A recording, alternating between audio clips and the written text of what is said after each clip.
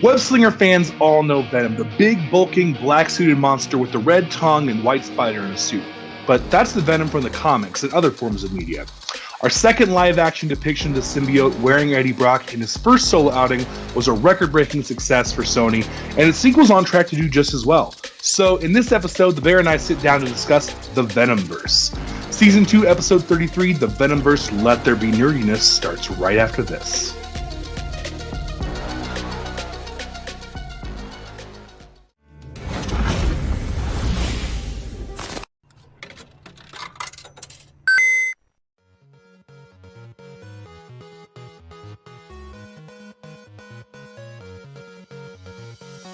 This is the Bear and the Beard podcast. Your hosts are just two nerdy guys talking nerdy things. This Nerdtastic Duo sits down every episode, sometimes with friends and guests, to explore a new topic related to nerd or pop culture. They may disagree or argue sometimes, and you may not always agree with them, but please remember, this show is mostly their opinion, with some research and facts added in along the way. And the most important goal is to have fun. Welcome to the conversation. Let's get nerdy with it.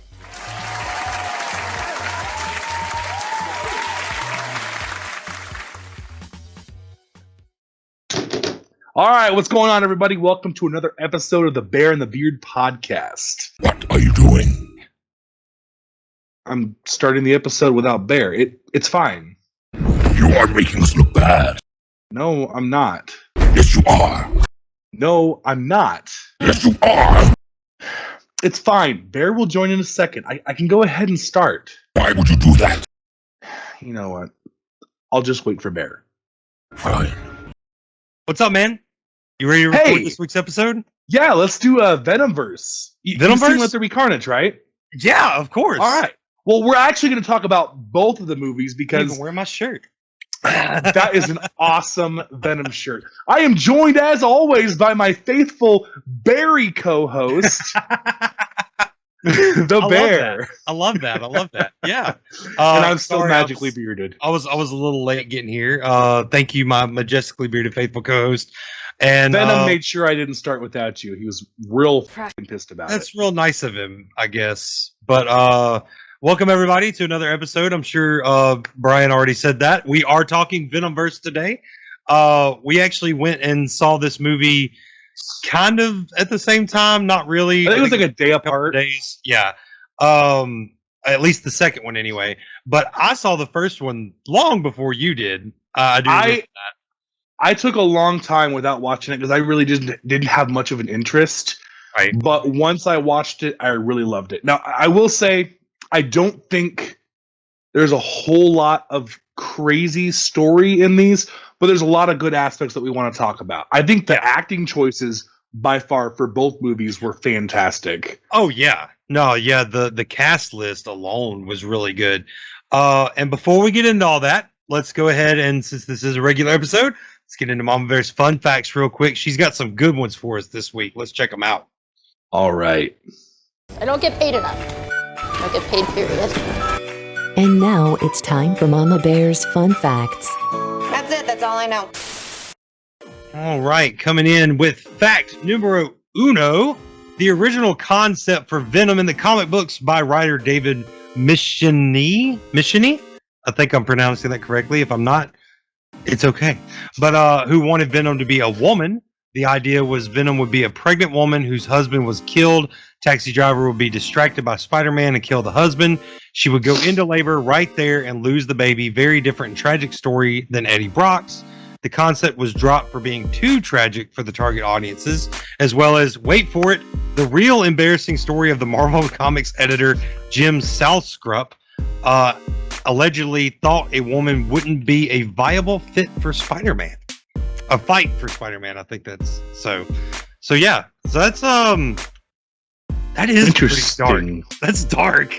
Like, that I'm kind of glad we didn't get that version of Venom. Actually, yeah. Now, I mean, considering how I don't want to say lighthearted Spider-Man is, but the kind of hero Spider-Man is, that dark of a storyline doesn't really seem like, because other than these movies, Venom is it goes hand in hand with Spider-Man, his whole origin story and everything. And that's not the Snipe on the movies. I love the way they've done this. It's a very interesting independent story for Eddie Brock. I still think there could be a chance of a Spider-Man in that universe somewhere, but I don't know. Yeah, I mean, there's always the potential, and we really only know the Eddie Brock version of Venom, but fact number 2 gives us some light on that. Some may know there was also the time that Flash Thompson was the host of the symbiote, but did you know that Venom received his own Venom mobile during that time? Venom showed he could control cars just as easily as people. A Venommobile. Sorry, I'm mispronouncing that. Venommobile. Who doesn't love taking a car smashing through the walls? Which, that's really funny because I have the Marvel crossover Transformers of Spider-Man, Iron Man, Captain America, and Venom, who is a muscle car in his vehicle form. It's like a mech suit kind of crossover thing, so that's really cool. Number 3, common knowledge is that the symbiote Venom originally bonded with Spider-Man, causing the Black Suit saga to take off. Everyone knows that story of Venom and Eddie, but did you know that in the comics that Venom doesn't take breakups very well? Obviously, if you've watched Carnage, which hopefully you have before watching this episode, when Spider-Man finally escaped the symbiote's grasp, Venom didn't get over the breakup, which is why he still has the spider logo on his chest, uses the webbing, and has the ability to overcome Spider-Man's spider sense. And as she said, if you've seen Carnage, you know he does not handle breakups very well at all. No. So yeah, that makes sense. We're going to breeze through these last few here. Number 4, Tom Hardy is a huge Eddie Murphy fan. The shirt and jacket combo that Eddie wears for most of the film is identical to Eddie Murphy's costume from Beverly Hills Cop, just with the colors tweaked for the movie Venomy, palette. And Let There Be Carnage and Beverly Hills Cop have in common is a mystery besides real and fictional characters. What a great little shout out to a beloved film. So that's pretty cool. I didn't know that. Which, come to think about it, I don't think I've seen Beverly Hills Cop all the way through, so that might be why. If I have, it's been a long time. Right. Number 5, when Venom hit theaters, one of the first things the fan noticed was that Tom Hardy's performance as Eddie Brock was very eccentric. That's because the combination of vastly different influences. Hardy based his portrayal of Eddie on a mixture of the comic neuroses of filmmaker Woody Allen, the violent capabilities of martial artist Conor McGregor, and the zany persona of rapper Redman. So that actually makes a lot of sense, and we're going to get into this later, which this is not a fun fact. Oh wait, actually it is. It's fact number 6. Tom Hardy actually provided the voice of Venom in addition to playing Eddie Brock in live action. He recorded all of his lines as Venom before shooting began. And actually, just before recording, Bear let me know that, and it was pretty mind-blowing to me. I think that's an amazing performance by Tom Hardy on both accounts. And not only that, but just like the fact that now that I know that, because I just found that out like a couple of days ago. Now that I know that, when I listen to Venom talk, I can hear that mixture of distortion that they do for it to be Venom, but I can kind of hear Bane from The Dark Knight Rises in there a little bit because of the distortion, I guess. And then it just you realize the symbiote's your ally. But thank you, Mama Bear, for those fun facts. Really appreciate those. We'll get into some of those as we discuss these actually pretty good movies. I'm not going to say awesome movies. Like, no offense to Sony, they put out 2 good movies. They did. Yeah. But it's no MCU. Not yet. So I think the original... Now, this is debated on the internet. Now, there's parts of the internet that claim that the Andrew Garfield Spider-Man was originally supposed to start the Spider-Man universe for Sony and include this version of Venom eventually when they got to it. But with Spider-Man 2 not doing that well, with Andrew Garfield that being cut off, they never...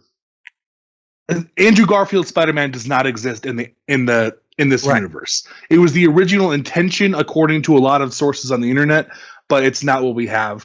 I think that would have been kind of cool, but then again, I don't know if Andrew Garfield Spider-Man is the right one to interact with Tom Hardy's Venom. Well, the funny have a thing hard is time- in multimedia, so not in the comics, but in actual like cartoons and stuff. The first time we see Venom, like the Peter Parker we have from the animated series, from the original animated series, sorry, not the original animated series, because that was back years ago. But the first time we see Venom, that animated series that he appears in, that Peter Parker's older and a little wiser. So actually, I could see Tobey Maguire's Spider-Man if they had done him correctly, like where they started him in college and do 3 movies of him being adult Spider-Man. That would have been great. And Sam Raimi, I think, could have done a lot of good with this Tom Hardy Venom performance. Not hating on Sam Raimi at all. Like, I like to hate on the things about those movies, but I still enjoy them. I still enjoy them. I still enjoy, watching Tobey Maguire play Spider-Man. It's just not my favorite. So, and to me, it actually is my favorite. Even with the things that frustrate me about Spider-Man 3, I even love Spider-Man 3. I hate the weird dance. We don't really talk about this. Honestly, I mostly like Venom. Yeah. The only times Venom looked bad is when we saw them transform back and forth between Eddie Brock and Venom. And I just don't know if I think the actor being so recognizable, not to say that Tom Hardy is not recognizable, right? But this is a guy who we see in comedy, that 70s show more specifically, now playing a villain. It just didn't hit home that well. And Tom Hardy's performance in everything, he's a different person. I honestly went years without knowing that he was Bane. Right. Mainly because of the mask, but he's just... Exactly. He doesn't go into a movie to make himself look good. He does it for the story, and that's what I really respect about him. And honestly, although there's some plot holes, these stories are pretty damn good leading up to their fight scenes. I will say the second one was better. And actually, have you seen the pitch meetings for these movies? Yes, we love Ryan George here on this show. If any of our fans are fans of his, let's bombard him with, hey, you should come on the podcast and talk to the Bear and the Beard. Oh, that would be a dream. But yeah, we love the pitch meetings. And yeah, he made some very valid points in both the ones the biggest and the one for Let There Be Carnage. The biggest point, when I was watching Venom, I originally thought that the one that escaped, Riot, I thought that was Venom bouncing around until I found out Venom was in the lab. And that didn't make sense to me. Like, so even watching the pitch meeting, I'm like, that's my thoughts exactly. Why weren't they switched around? Why did Eddie Brock ever have to go to the lab? And why didn't Riot just attack that, not attack, but become symbiotic with that guy in the lab? Like, just do the old switcheroo. Yeah, that would have made sense. Wow, yeah, no, that would have saved about 45 minutes of crap and made the whole thing a lot more fun to watch. I mean, you could still change it. We haven't started to shoot yet. Yeah, I mean, I don't feel like it, though. Oh, okay, never mind. Yeah, I mean, it would have made more sense to do it that way, but at the same time, the movie itself, it didn't... There were some plot holes, but they I honestly would argue... So it was okay. I would argue that the first one kind of actually lacked a plot. It was more of an origin story, which that's not to say it was a bad movie, but it was more, we got to get these guys to their final fight. I mean, there was really no evil plan. They were going to go to space, and there's like some looming threat that if they went to space and got back to the home planet, they'd bring back more symbiotes. Well, and honestly, the fact that the doctor, what was his name? Carlton Drake, who also played Riot, which, I mean, sorry, that's the characters he played, Carlton Drake and Riot, Riz Ahmed. There was the whole thing that he was doing, and what got Eddie involved in the first place was they were abducting people and doing these scientific tests on them. Yeah. Like, as far as evilness goes, that was the evil thing. And then, but like you said, there was really no evil plot. It was just Venom escaped, and then they wanted to hunt down Venom and get Venom back. But when they realized that he had bonded with Eddie, it was the scientific experiment they needed, so they wanted to test him. And it was like, that sounds a lot like Superman, like Man of Steel, Superman. So, it's just one of those things. Having said that, even the lack of plot, it still led to some awesome, like that whole chase scene of like every time the cops or anyone was after Eddie, it was just perfect because he really was this unstoppable force, which is crazy because Venom is one of the weakest of his kind. Right. And that tells you how powerful they are compared to humans, because the weakest version of that species is so freaking terribly strong on this planet. It was like Superman kind of, but a bad version, I suppose. And we talked about this, or you did in the intro. It was a record-breaking box office success, the first one at least. The budget for it was between 100 and 116 million, and it grossed 856.1 million box office. So, and it set a record for like an October release, I think, in theaters. Now, of course, this was all way back pre-COVID. The second one, $110 million budget, and already made 90.1 million in its opening weekend. That's so amazing. And it's only been out for a couple weeks. Yeah, for all the haters out there, you might not like the movie, but it's doing very well. So my only complaint is the fact that he doesn't have that little logo you got on your shirt, the Spider-Man logo. But in the same sense, without having a Spider-Man in this universe, there's no reason he would have that logo. Right. I would be pissed if they just threw it on there for no reason. Because there's a reason why Venom has it, and you explained that earlier. It's that bond with Spider-Man, and that's something the symbiote does. It really bonds. It's also in the first and second movie, while we don't see Venom swinging around on his trademark, because he's got the white in the comic books and in the animated shows, he's got that white patch right here on his hand, and he shoots a web-like substance out of it to swing around like Spider-Man, because he learned that from Spider-Man. He didn't just know how to do that. So it's really cool. The plot summary for the first one, and this will tell you how much of a plot there wasn't, because this is the IMDb official plot summary for this movie. A failed reporter is bonded to an alien entity, one of many symbiotes who have invaded Earth, but the being takes a liking to Earth and decides to protect it. That's the official plot summary for Venom #1. So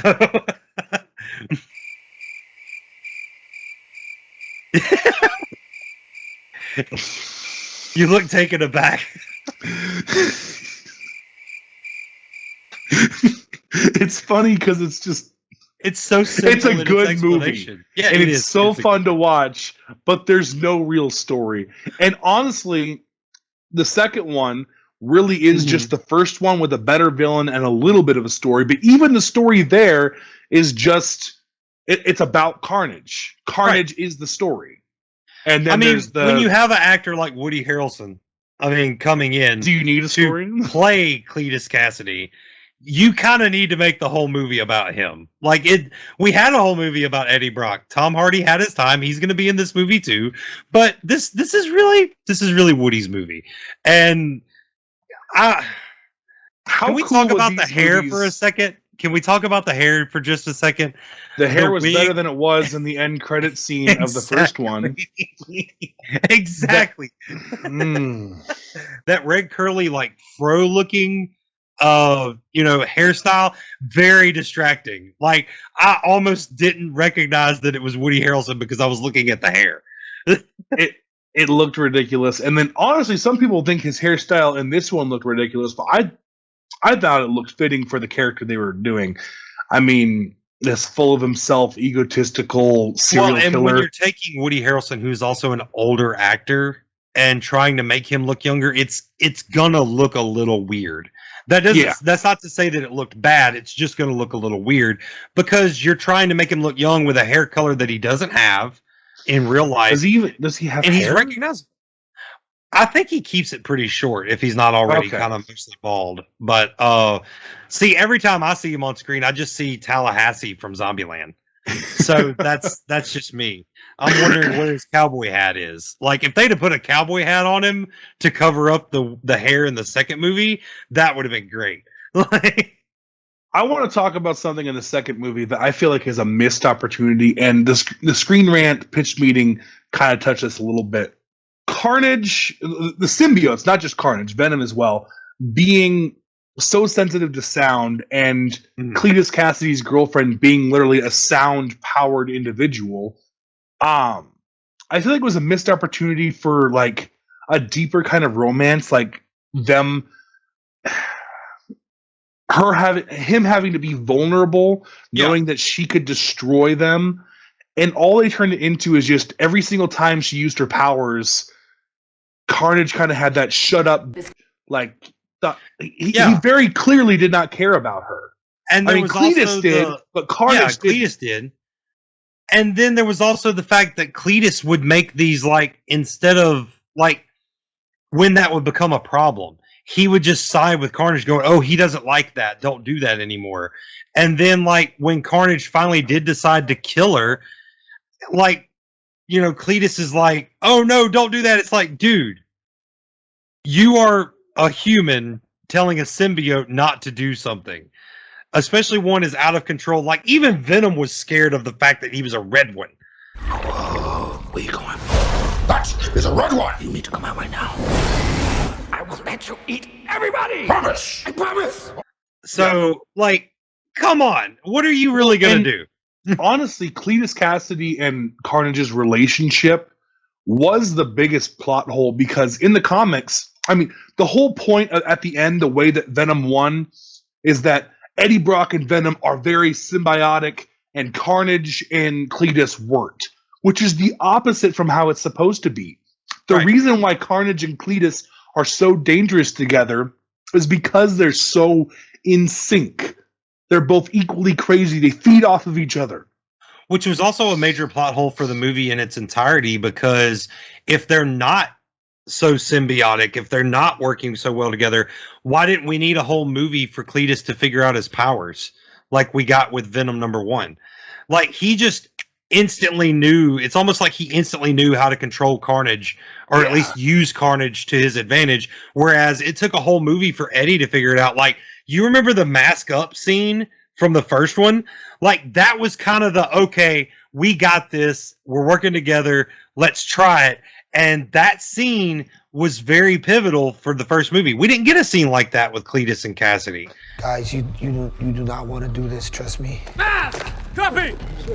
All right, have it your own way. Mask! Copy! And, I mean, Cletus and Carnage. He didn't have much questions in the beginning. He was about to be put to death. He was like, okay, this is happening. And then, like, he had the warden, and like he's talking like he knows what's going on. You don't know what's going on. This alien just took over you. Where's your fear? Yeah, and then there's the scene when they're driving in the car and he's looking in the mirror and he sees Carnage. He's like, I'll make a deal with you. You help me get revenge, I'll help you get revenge. It's like, okay, that sounds good to me. Deal. All right, what? Like, what is that? Like, no, what are you? Where did you come from? Who are you? Like, you know, none of that. We got all of that explained to us in the first movie about Venom, but there was no real explanation for where Carnage came from other than Carnage constantly calling Venom father. And we saw the blood scene, but that's about it.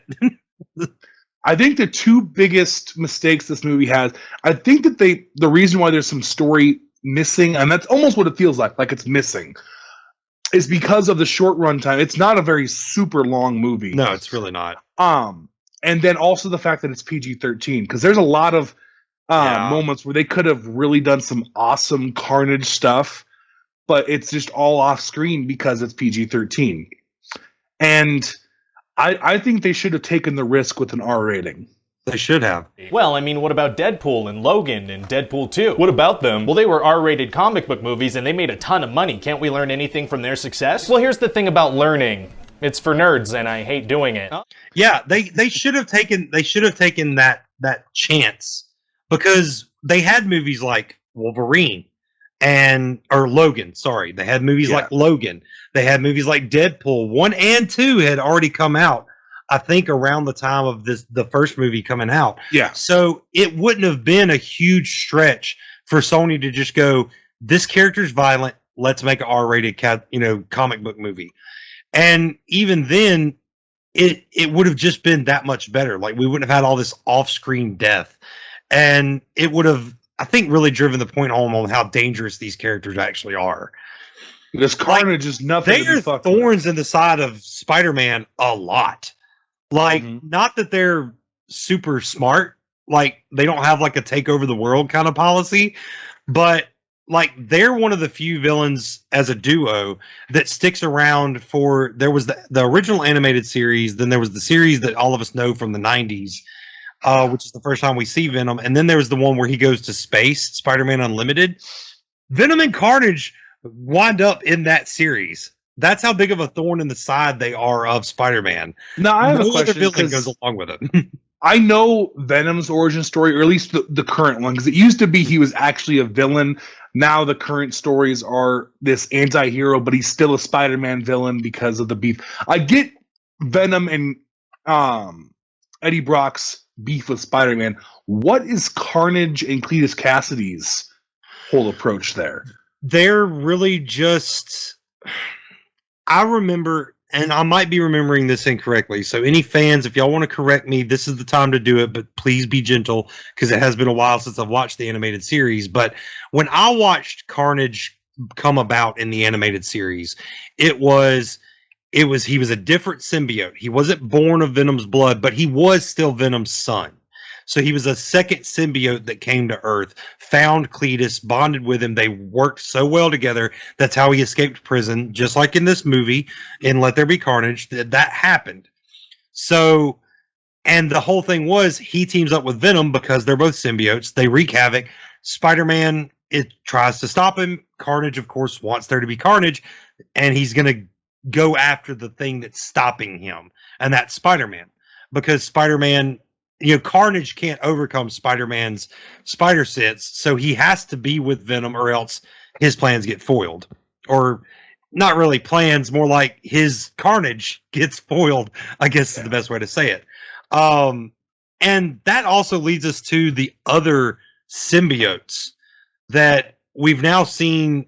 For those of y'all that didn't pick up on it when you watched the second movie, Toxin, the police detective, now, in the comic books, he's the only one that Spider-Man refers to as an ally because he's on the body of a cop and he's a good symbiote. There have been alliances with Venom, like you said, in the past, but overall, he's still a villain. And honestly, so early comics, Venom was just a villain. He was just didn't care about the innocent lives. But in the current comics, from what I've read, he really is an anti-hero. Like, he protects people, and the only reason he is a Spider-Man villain is because of Eddie Brock's personal vendetta against Peter Parker. Yeah. While we're putting things out in the universe, like trying to get Ryan George on the show, we would also like to talk to Panda Redd. Anyone that knows Panda Redd that has a direct line to him, give us a shout out in his. We reached out to him because I'd love to talk to him about like anti-heroes and stuff. I'd love to he have has a one lot of Batman videos. episode. Oh yeah, but he has a lot of videos out there about like Venom and his true origins. Like he does the comic book weird things in comics and stuff. Go check him out. I'll even put the link in the description so you can go check out his page as well. But he talks a lot about stuff like that. Like we send videos back and forth, and he talks about like the fact that, like you said, it's really that personal vendetta that makes him an anti-hero.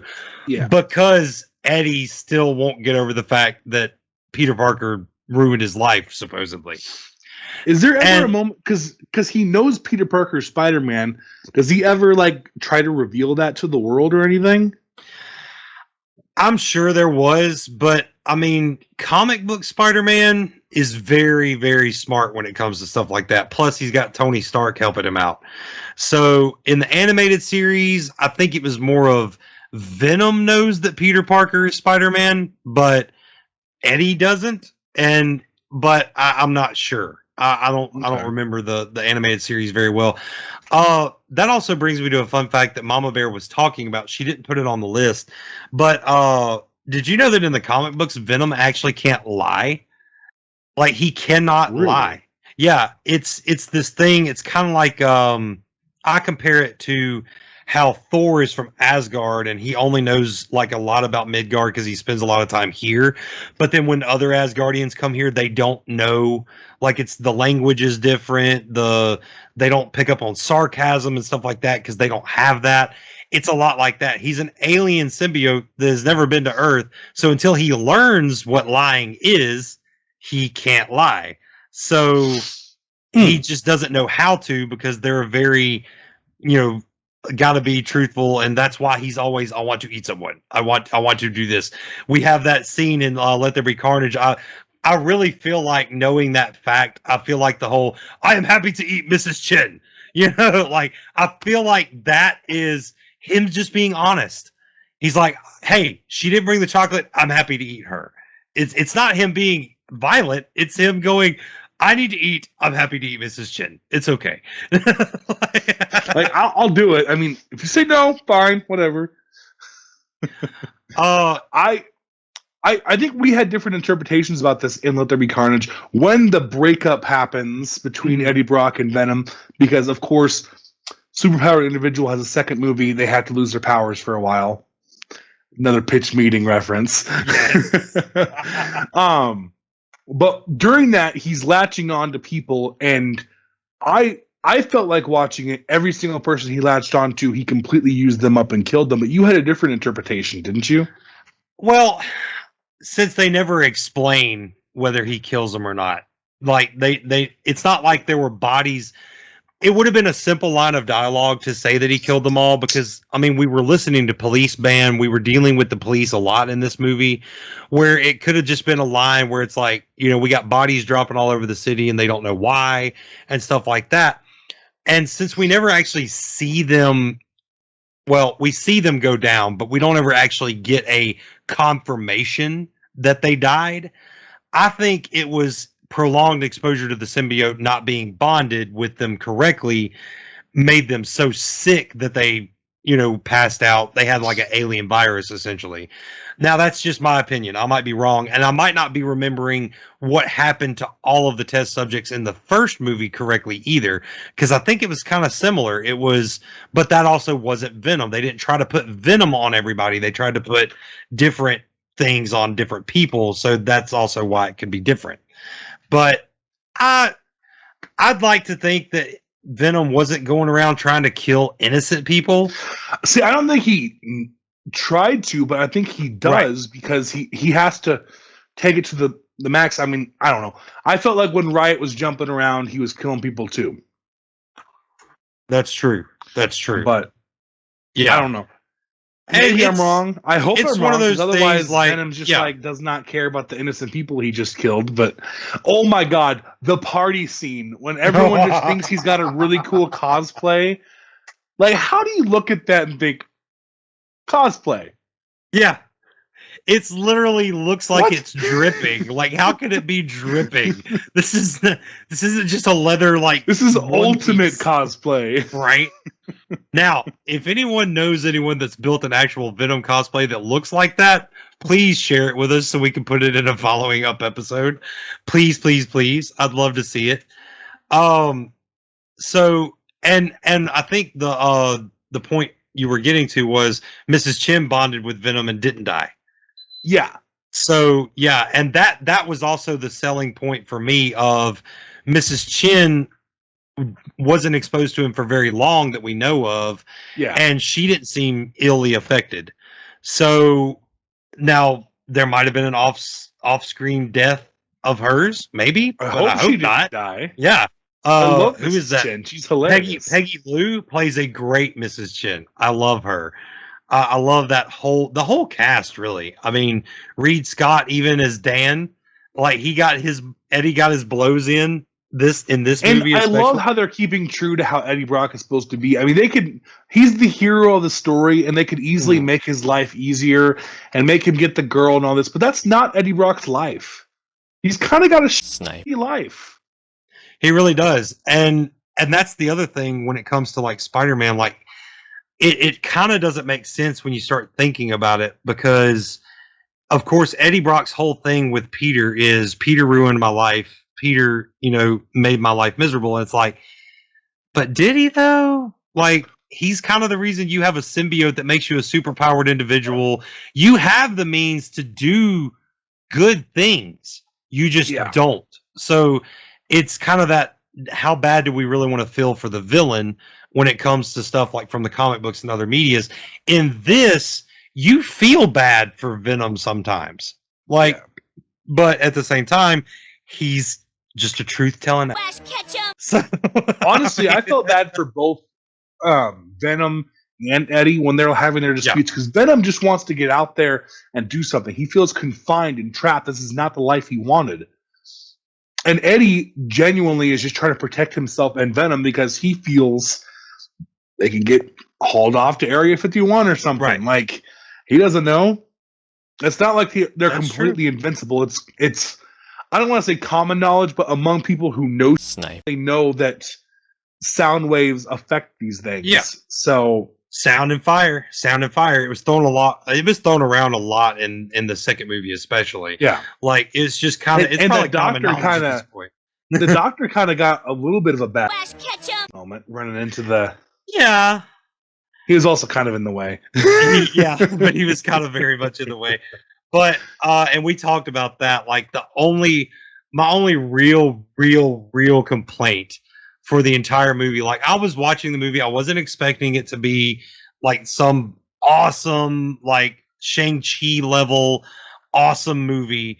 Like, I wasn't expecting that. So I already knew going into it, like, this is just going to be a Venom movie, and it's okay.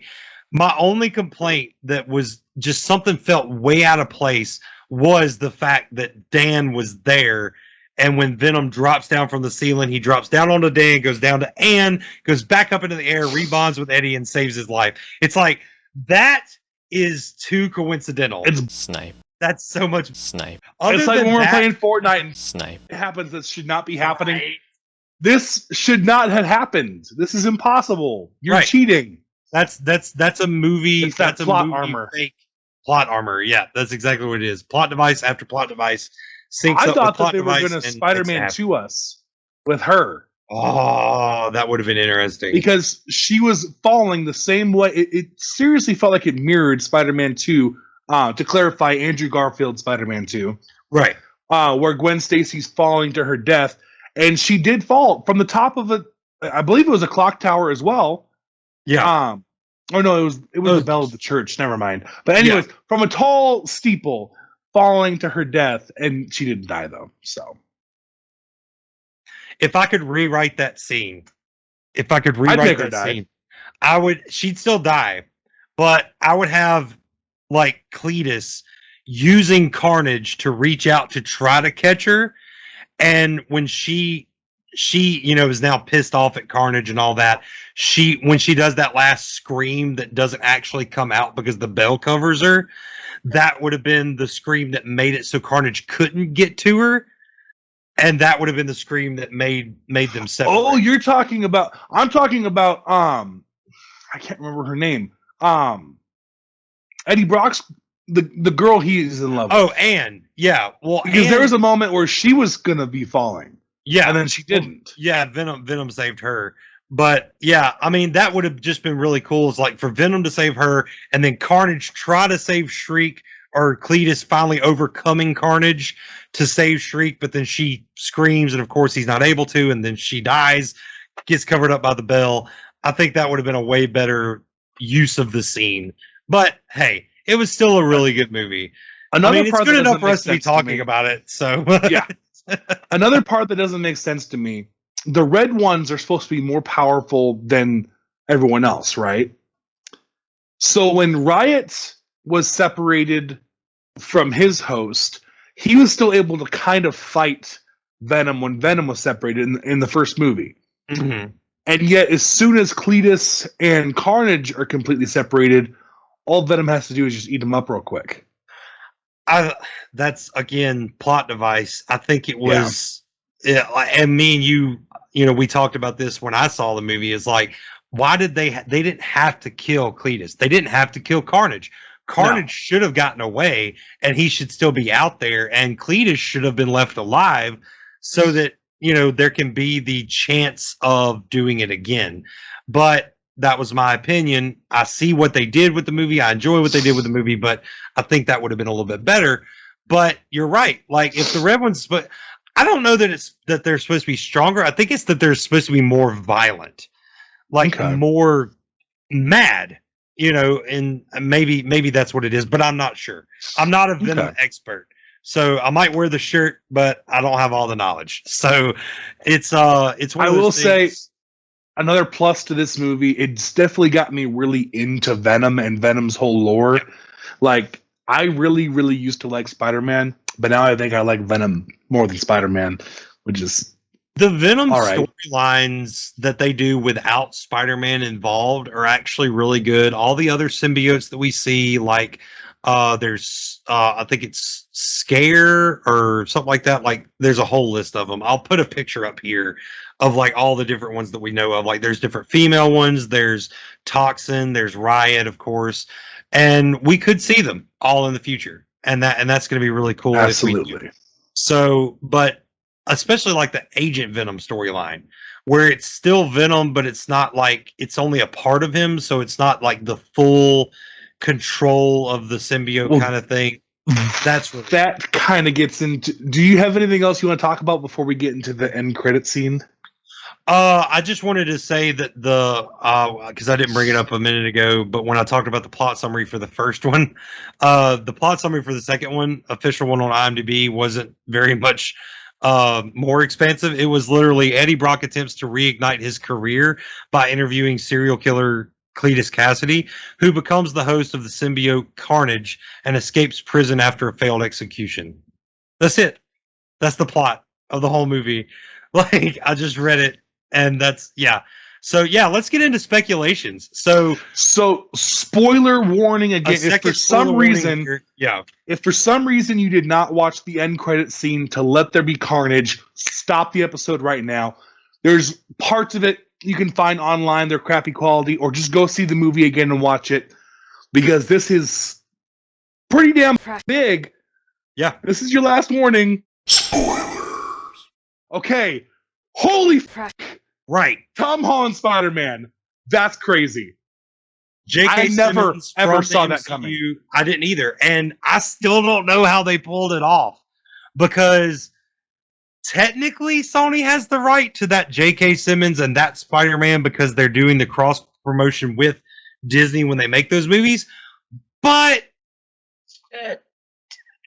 it's you can't just shove Venom into the MCU without Disney's approval. So this might think they change have Disney's things. approval. I think they do too. I think because we're hearing a lot of stuff about Disney and Sony's battle. What if it's all bullshit? Snipe. What if they've already reached a very amazing decision before even filming No Way Home? Right. Because it's possible. I have multiple theories about No Way Home, and I don't want to get into that too much. But they cross-contaminate each other, because one form I think Venom could very much be in it, especially with how heavily themed it is in this end credit scene. But I also could see them not exploring this until after No Way Home. That's true. It could be the No Way Home events that we see in the trailer for No Way Home, where Doctor Strange breaks the multiverse pretty much. Right. And I think that's what brings Venom to the MCU, but it doesn't mean we're going to see him in No Way Home. It doesn't mean we're going to see him in the MCU, because we don't know what happens in that movie yet, because it hasn't happened. Here's the thing, though. I used to side, when we first talked about this, we both agreed that we did not believe Venom is going to stay in the MCU. Right. I now have a different theory about that. Okay. Hearing everyone talk about No Way Home, especially Tom Holland, they say if Spider-Man appears in the MCU again, it's going to be very, very, very different. Right. I think the entire MCU is going to be shaken to its core by this movie, and not just this movie, Eternals. I saw someone do a spoiler-free review of Eternals, and they say it shakes the MCU forever. The MCU could be a whole different kind of thing than even what we can even speculate or imagine after No Way Home. or even after Eternals. And so there could be some way, maybe the No Way Home is that once all these people get meshed in, the reason why they hate Peter Parker so much is because they have no way home and it's his fault.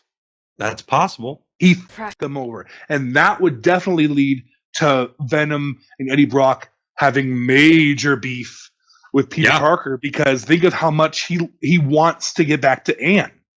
And see, that's always been a point of contention with me, and we've talked about it a little bit, not really at length, but we've talked about it, is Eddie Brock's story involves Peter Parker ruining his life, but the first Venom movie, we have he essentially destroyed his own career. Yeah. And he went to San Francisco to get away from it. And so you can't have this Venom in the MCU without giving him a reason to hate Spider-Man. But exactly, that also brings me to another thing on speculations.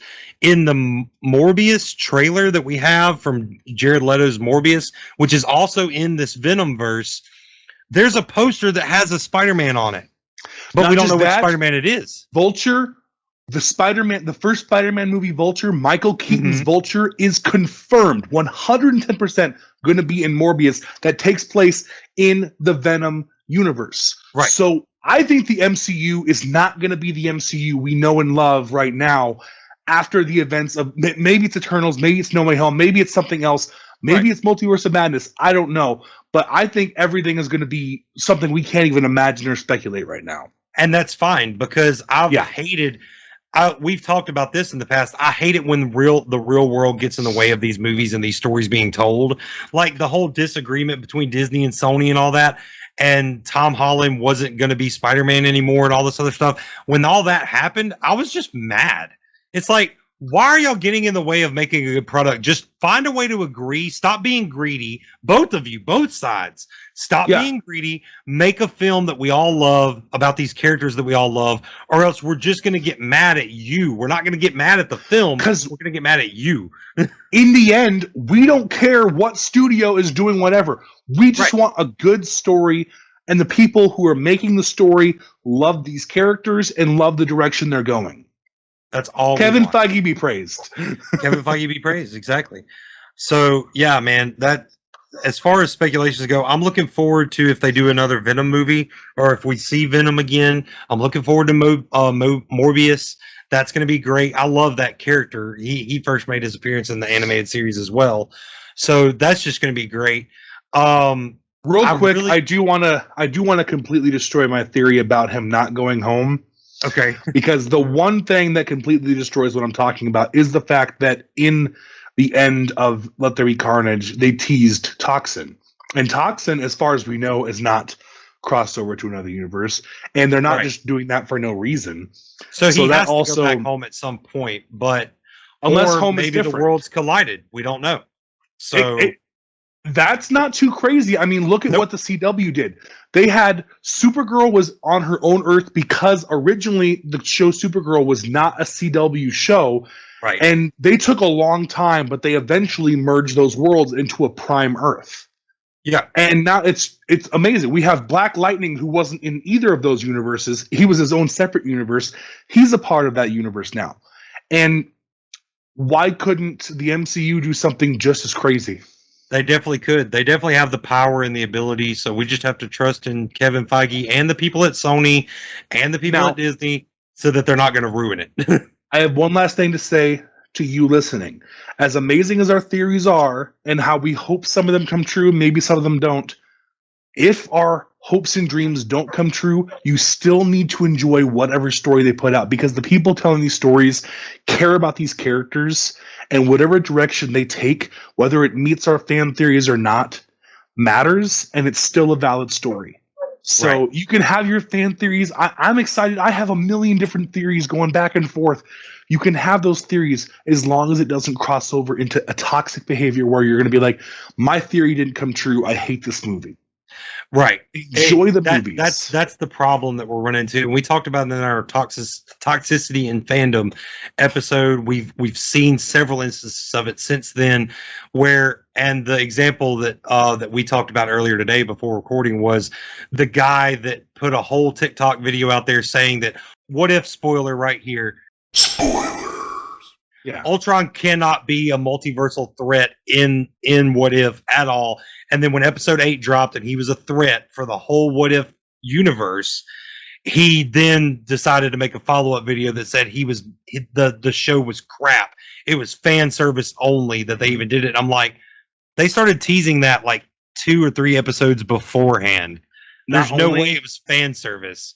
That was the other part. That was planned. They actually, his whole thing started off the fact that in the TVA, the stones don't work. And so that told him if they're not in their respective universes, they don't work. Endgame poked a hole right in that, because what creates another universe is messing with the timeline, a branch reality. And so in Endgame, when they're all in that final battle and there's that final snap, or even the snap that brought everyone back, those are stones that are not in their universe. They're from those people's past, but technically they're not from that universe, because that universe's stones are atomized. And we also never got an explanation for why the stones and magic don't work at the TVA. Like, knowing what we know now from the end of Loki that Kang set it up, he could have just had like a cell, like a magic buffer that makes it so nothing works inside the TVA. For all we know, like, we never got a confirmation, so you can't use that as proof, because we never got a confirmation as to why they don't work.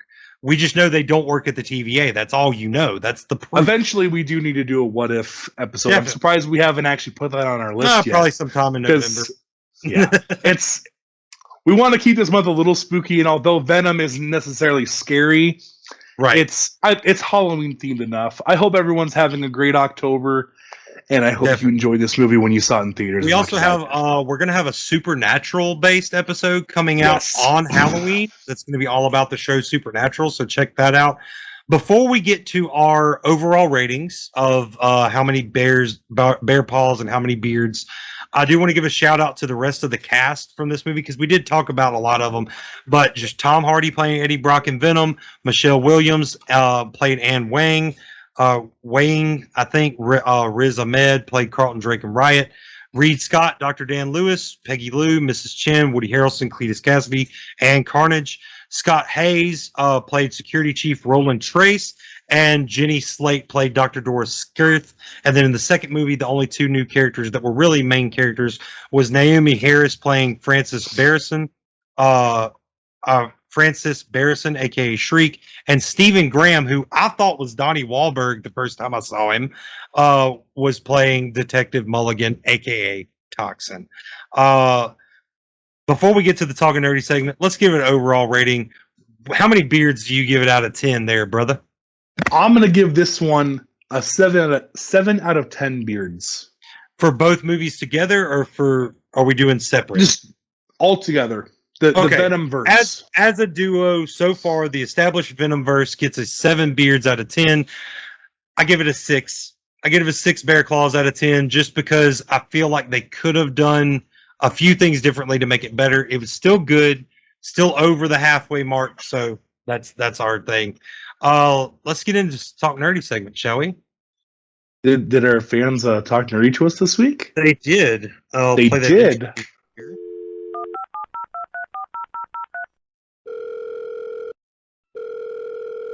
Hello, can you hear me? Each episode, the Bear and the Beard ask a question that they want your input on, along with sharing comments, suggestions, and other things they have already collected. They love to hear from their fans, so let's get nerdy with it. All right, so we asked you back during the Shang-Chi, a Legendary Review episode, what was your favorite weapon used in Shang-Chi and the Legend of the Ten Rings? I said Xialing's rope dart, and Beard said Razor Fist's prosthetic blade. We had 2 comments on our post about that. Ori, from the Letterkenny episode and Geeky Vengeance and all that, she said, can I just say, out of all the weapons, can I just pick Katie? She steps up and kicks some, plus she has the best spirit. So Katie was her chosen weapon. We talked about how great Aquafina did for that. And, absolutely. And then Jay who we've seen on a few of our episodes, Suicide Squad being the main one. He said his favorite weapon was playing dead. Playing dead was his favorite weapon. So, which Trevor Slattery did do. They're so much more creative than us. We just came up with actual weapons, and they answered the question, but very creatively. And before we get to this episode's Talk Nerdy segment, I want to share with you, we've had a few new ratings on the Apple Podcast that I'm going to read to you as well. Let me get to those real quick. All right. Rating coming from GG Holland. I love the entire setup and vibe of this show. Good friends sitting around and talking about things they enjoy. A very fun listen. Title of that is Fun and Informative. Thank you, GG Holland. So we have Becca Boo.com. BeccaBoo.com. Title is Nerdy and Beardy. Love this podcast. It's like sitting in with old friends. Give it a listen. You won't be disappointed. So that's really cool. I love that. Those are the two new ones that we've gotten. Of course, the old ones we already read. But we have 19 ratings, still all 5 stars up there. If you haven't joined that number yet, please go do so over on the Apple Podcast. It's currently the only place to rate us. But as of recording this episode, you can now also listen to our podcast on our Facebook page. So go and check that out if you don't have any of the other streaming services. I was actually doing that earlier, and it's as soon as you hit play, you can go anywhere you want on Facebook with it still playing. So you can scroll through your news feed and just listen to the Bear and the Beard podcast. It's really cool. I really enjoy the fact that Facebook finally did that. Talking nerdy question for this week. Who's your favorite symbiote? I think that's the best. That's the best one, and that's not just in these movies. Yeah. Who's your favorite symbiote? Mine is still Agent Venom. Just because I've read more of his stories in the comic books. He's technically Venom, but he's not. So, Agent Venom is my favorite version of the symbiote. Beard, who's your favorite symbiote? I love Venom. I mean, it's just the basic one. Eddie Brock Venom. I mean, Carnage is great, but as far as I just love Venom. Venom looks the coolest.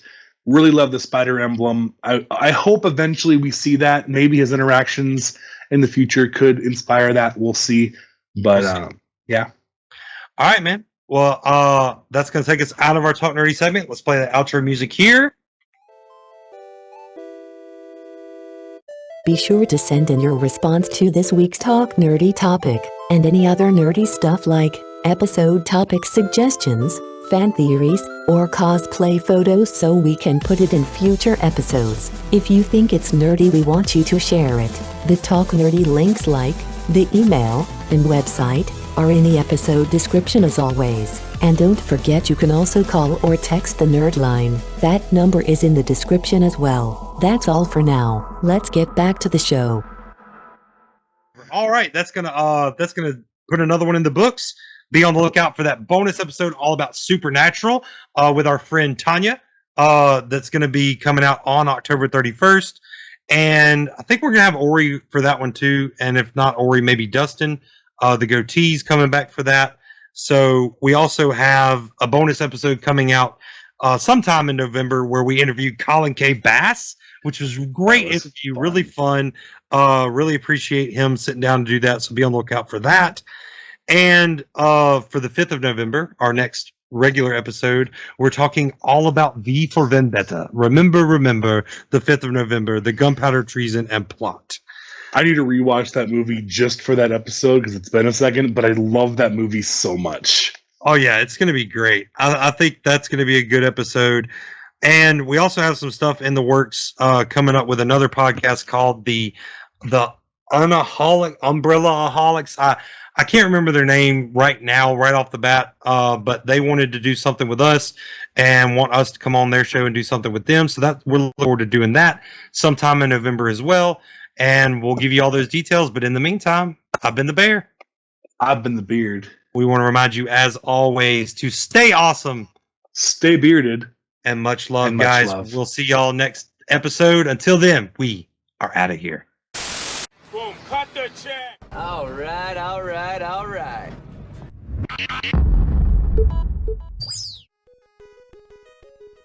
Another episode done. We hope you enjoyed it. New episodes are released every other Friday at 8 a.m. Central Standard Time. Check back then or subscribe so that your device downloads it automatically.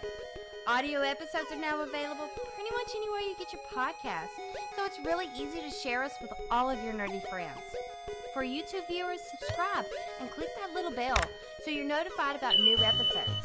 And Apple users, please don't forget to rate and review on the app. Rating and reviewing helps more nerds find us. Lastly, a huge thanks to the rest of the Bearded Bear team. Head researcher and graphic designer Mama Bear, Master of Marketing Han Brolo, and all of the geeks of the round table and friends of the cast. Thank you all so much. Talk at you next time, nerds. Until then, stay awesome, stay bearded, and much love. Bye!